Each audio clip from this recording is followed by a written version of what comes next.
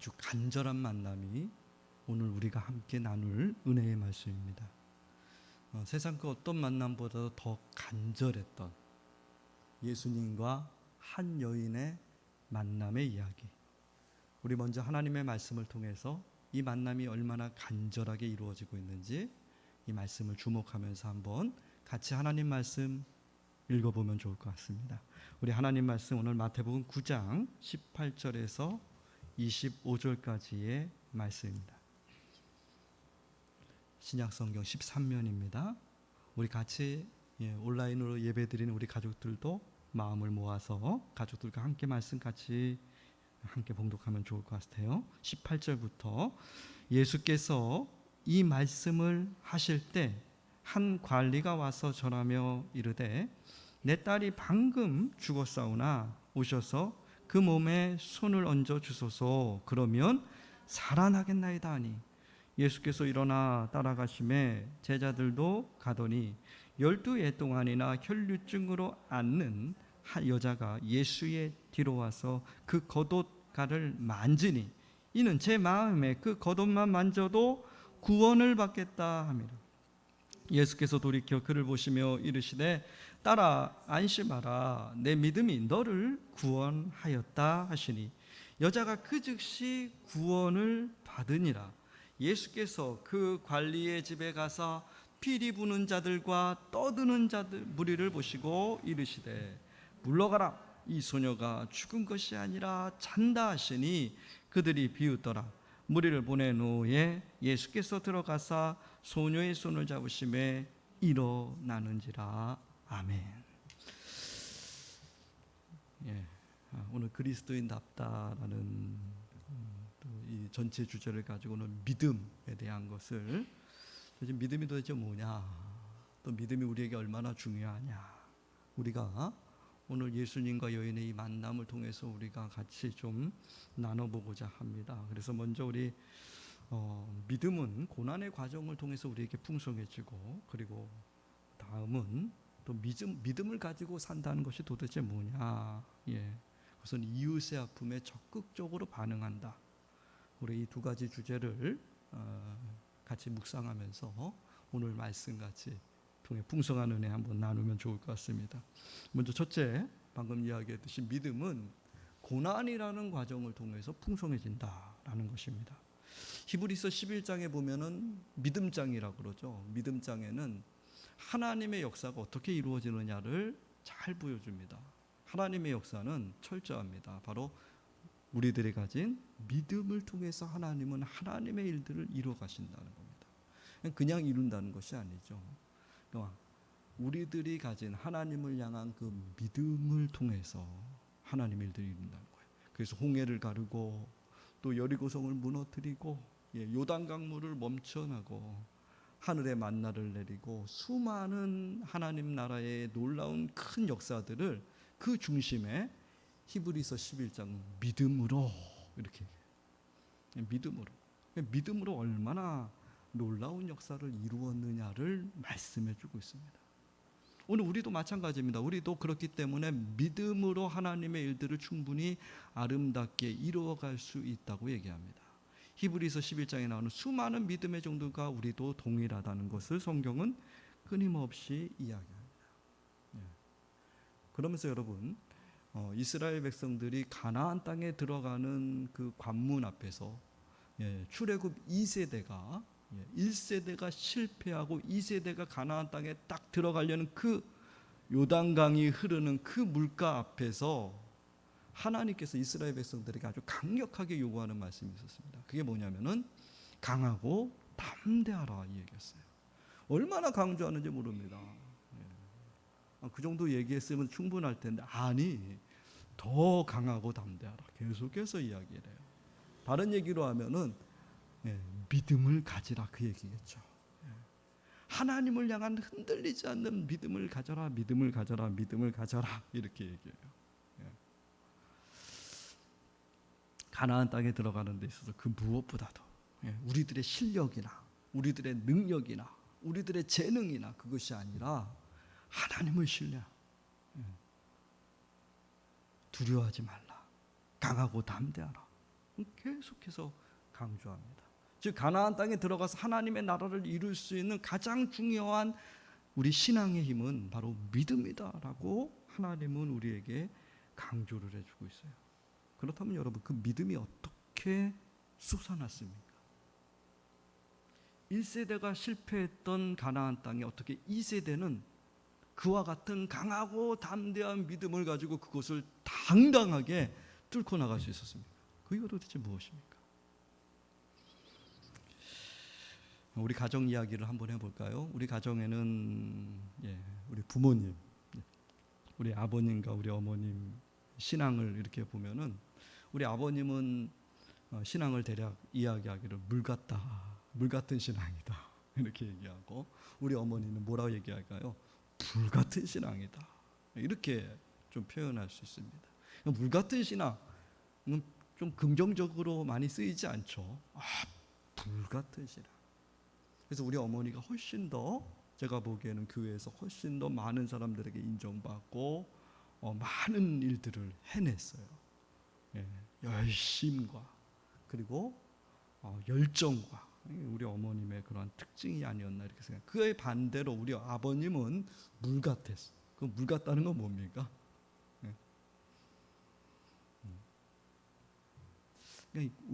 우리가 보기에 그렇게 열정과 열심은 좀 덜한.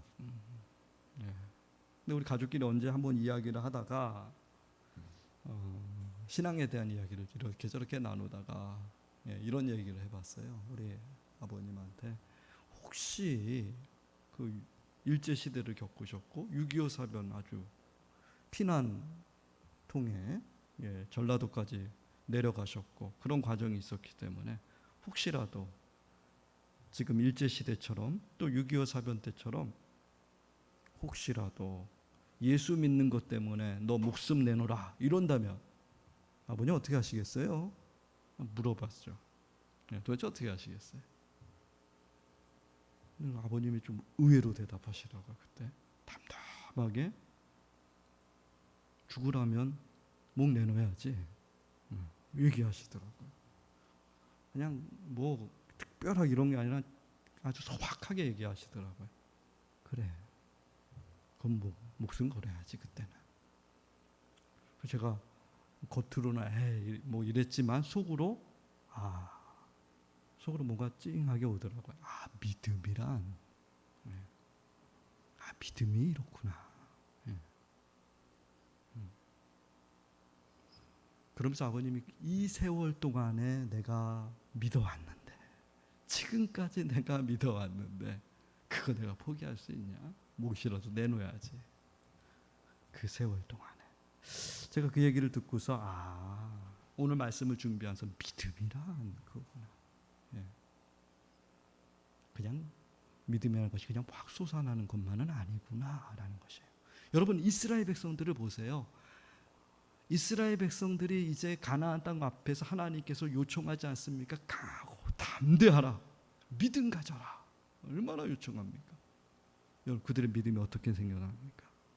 여러분, 그들의 믿음이 어떻게 그곳에서 역사하여서 그들이 가나안 땅에 들어가 하나님의 나라를 이룰 수 있는 원동력이 되었습니까? 그 1세대 홍해를 경험하고 그 많은 것들을 경험한 사람들이 포기한 그곳에서, 여러분, 그것은 바로 광야 40년입니다. 광야라고 하는 40년이에요. 광야 40년 동안 여러분, 그곳에서 얼마나 많은 어려움과 환난과 역경과 한치 앞을 모르는 그곳에서 광야를 40년을 그들이 돌고 돌지 않았습니까? 그 광야 40년 동안에 그들의 얼마나 수많은 애달픈 일들이 많았겠습니까? 그 사막 한복판에서 수많은 사람들이 거기서 아이를 낳고 거기서 먹고 마시고 거기서 모든 것을 다 해결해야 되는 그 정말 최악의 열악한 상황 아닙니까? 여러분, 그 과정들이에요. 광야 40년에 그 쓰라린 과정들, 그때 이스라엘 백성들이 뭐라고 고백합니까? 이 광야 생활, 이 고난의 생활 동안에 하나님이 우리와 함께하여 주셔서 내 옷이 하나 헤어진 것도 없고 내 발이 하나 부르튼 것도 없다는 그러한 신앙의 놀라운 고백을 하지 않아요? 여러분, 거기서부터 시작하는 거 아닙니까? 강하고 담대하라.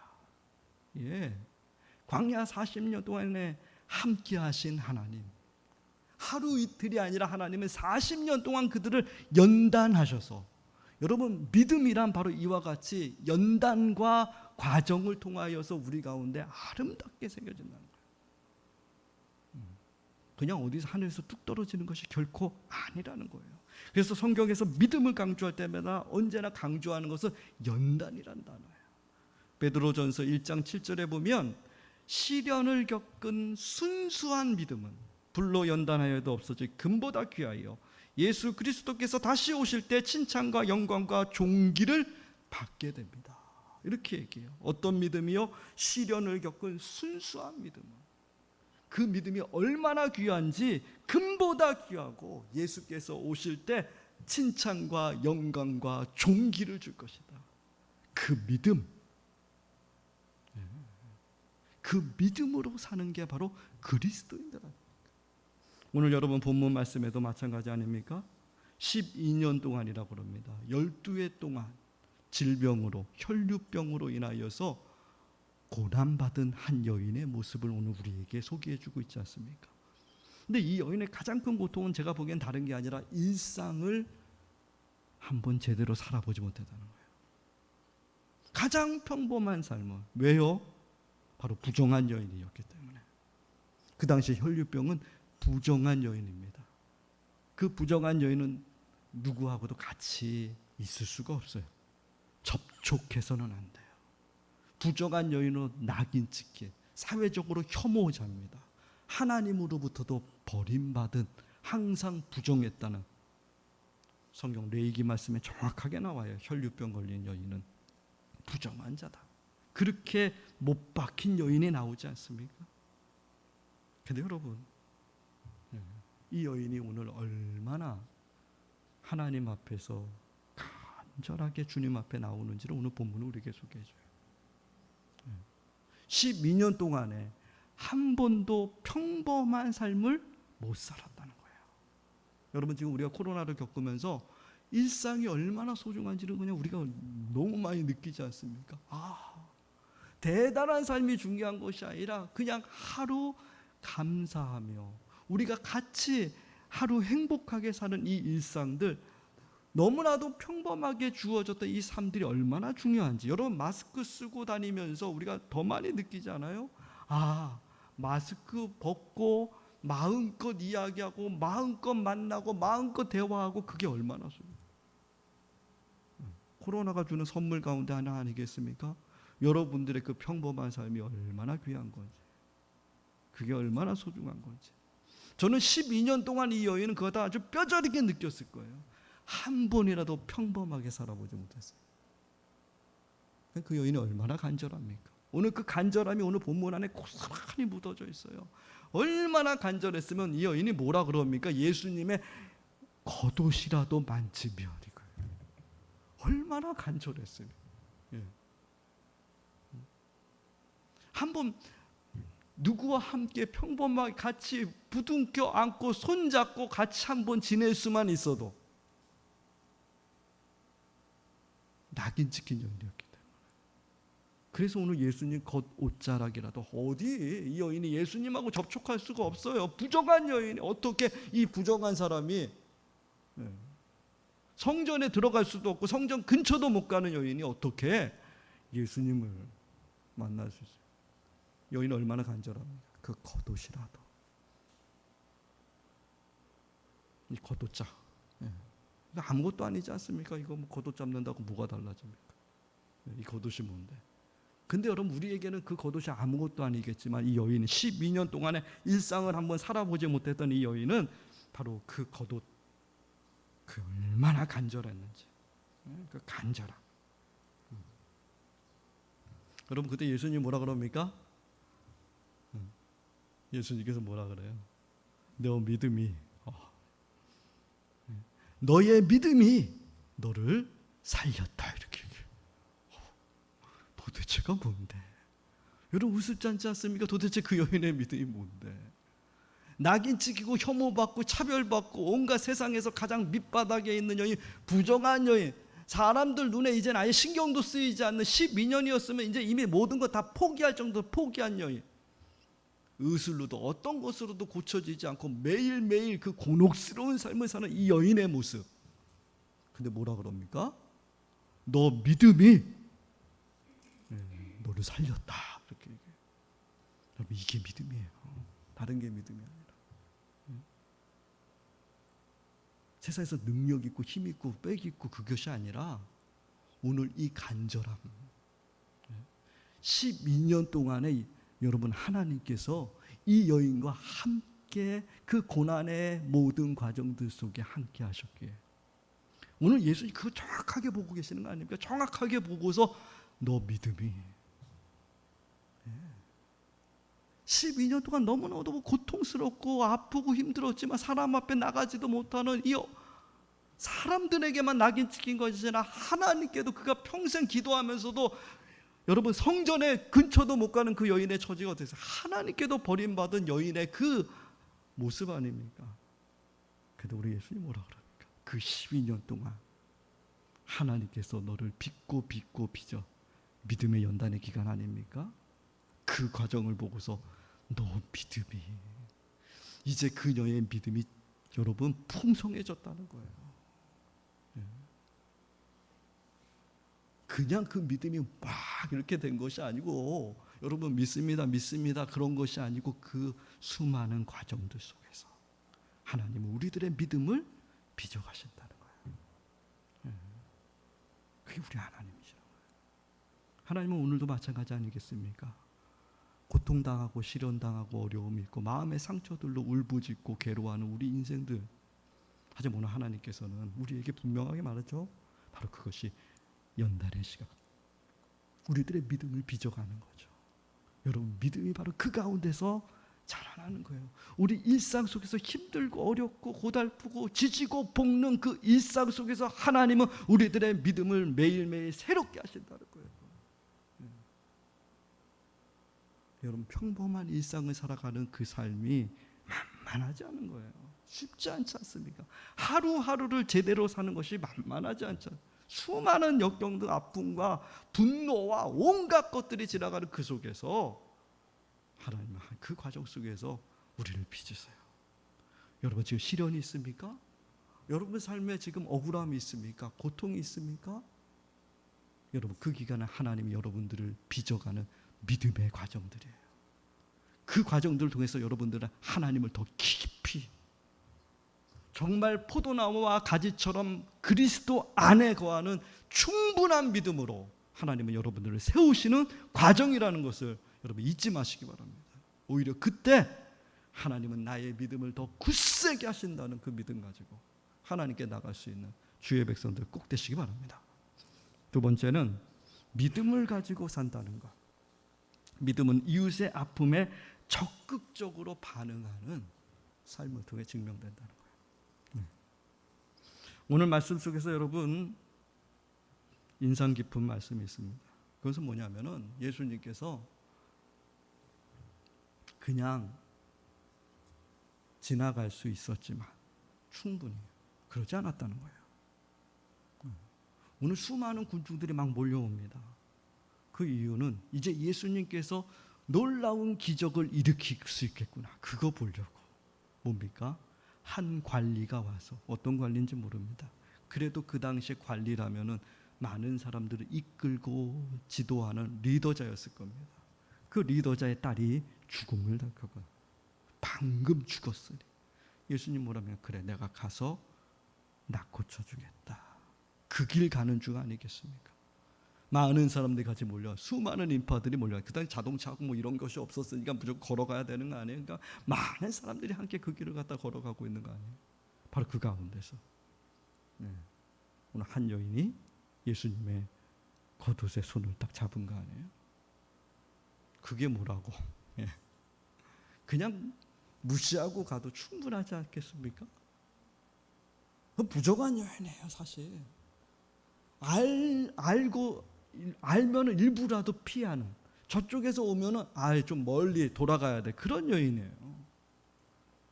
근데 그 여인이 한번 이렇게 옷자락 한번 잡은 거, 그 많은 인파들이 몰렸는데 그 옆에 있는 제자들이 누가 잡았는지 누가 합니까? 그게 뭐가 중요합니까? 지금 빨리 가십시오. 지금 가서 기적을 일으켜서 능력을 보여주십시오. 그거 아닙니까? 제자들은. 근데 여러분 어떻습니까? 예수님 거기에 멈춰섰다는 거예요. 멈춰선다. 여러분 그게 우리 하나님의 마음 아니겠습니까? 우리가 하나님을 아버지라 부르지 않습니까? 하나님은 여러분 우리들이 어렵고 힘들고 지치고 쓰러지고 넘어질 때 하나님 결코 우리들의 삶을 외면하지 않는 분이라는 거예요.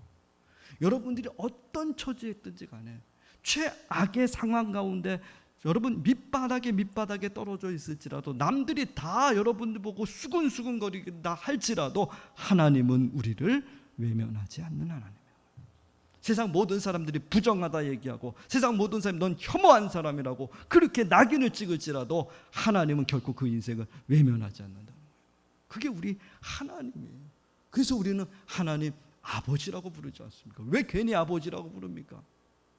내가 힘들고 지칠 때 나를 누구보다도 더 빨리 달려와서 내 손을 붙잡아 줄 분이 하나님이기 때문에 아버지라고 부르는 거죠. 괜히 아버지라고 부릅니까?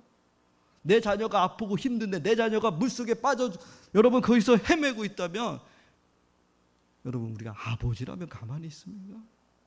온 힘을 다해서 달려가지 않겠습니까? 그게 하나님이에요. 여러분 그게 바로 복음입니다. 그게 예수 그리스도의 십자가고 예수 그리스도의 복음이에요. 절대 외면하지 않는다. 절대 하나님 우리를 포기하지 않는다는 것을 분명하게 보여줘요. 그냥 스쳐 지나가도 되는데 별로 중요하지도 않는데 아니요. 예수님 거기서 멈춰서는 우리 주님을 우리는 발견할 수 있습니다. 하나님 절대 우리를 외면하지 않는 하나님이다. 여러분 이 하나님을 우리가 섬기고 있고 이 하나님을 우리가 예배하고 있고 이 하나님과 함께하고 있다는 것이 얼마나 큰 감사입니까? 여러분들의 작은 신음소리 그 한 소리에도 하나님은 엄청나게 반응하신다는 거예요. 여러분 우리 하나님 아버지는 정말 하늘에서 그냥 뒷짐지고 시험 이렇게 허옇게 기르고 이러고 그 위에 계시는 분이 아니고 바로 여러분들이 울고 불고 그렇게 찌들는 그곳에 같이 하시는 하나님, 그게 바로 십자가 아니겠습니까? 죽음의 자리까지 또 함께 하시는 하나님, 그 하나님이시라는 거예요. 보이진 않지만 만져지지 않지만 언제 하나님 우리와 함께 아니요. 여러분들의 순간순간 작은 그 외마디 하나조차도 하나님은 소홀히 여러분 그렇게 보이지 않는다는 거예요. 그게 바로 우리 하나님 아니겠습니까? 여러분 힘들고 어려울 때 여러분 우리 옆에 누가 있습니까? 가장 어렵고 지쳤을 때 여러분 누가 있습니까? 여러분 힘들고 어려울 때, 외로울 때, 고독 가운데 있을 때 누군가가 내 옆에 있다면 그것만큼 큰 힘이 없어요.